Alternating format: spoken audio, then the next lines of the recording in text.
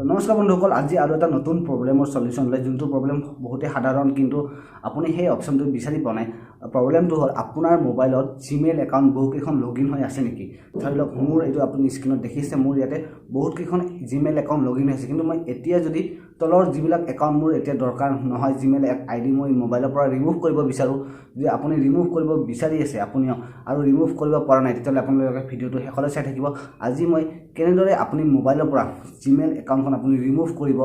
তো এইটোৱে বহুতে প্ৰব্লেমটো আহি যায়, মানে বহুতে অপশ্যনটো বিচাৰি নাপায় কেনেদৰে ৰিমুভ কৰে। তো মই আজি আপোনাক ভালদৰে ভিডিঅ'টো দেখুৱাই দিম, আপোনালোকে ভিডিঅ'টো শেষলৈ চাই থাকিব।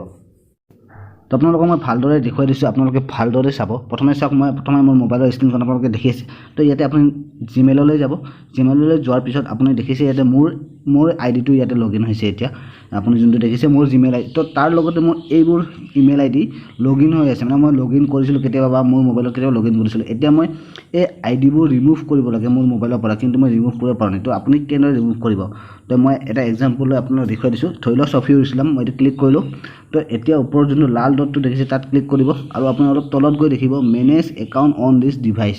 তো আপুনি তাত ক্লিক কৰিব, আৰু তাৰপিছত আপুনি ইয়াতে দেখিব গুগল, আপুনি দেখি আছে গুগল অপশ্যনটোত আপুনি ক্লিক কৰিব, আৰু ইয়াতে আপোনাৰ একাউণ্টবোৰ শ্ব' কৰিব। তো আপুনি ইয়াতে যোনটো একাউণ্ট ৰিমুভ কৰিব বিচাৰিছে, তো ছফিউল ইছলামটো মই ক্লিক কৰিলোঁ, ওপৰত দুটা ডটত ক্লিক কৰিব, তাৰপিছত আপুনি দেখিব ৰিমুভ একাউণ্ট, তাৰপিছত আপুনি ৰিমুভ একাউণ্টত ক্লিক কৰিব, আৰু আপোনাৰ একাউণ্টখন ৰিমুভ হৈ যাব। তো আপুনি এনেদৰে বাকী একাউণ্টবোৰো আপুনি ৰিমুভ কৰিব পাৰিব।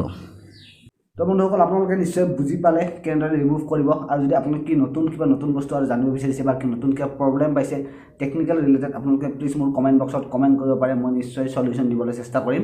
আৰু আজিৰ কাৰণে ইমানেই আছিলে, আৰু নতুন ভিডিঅ'ত লগ পোৱাৰ আশাৰে বাই বাই।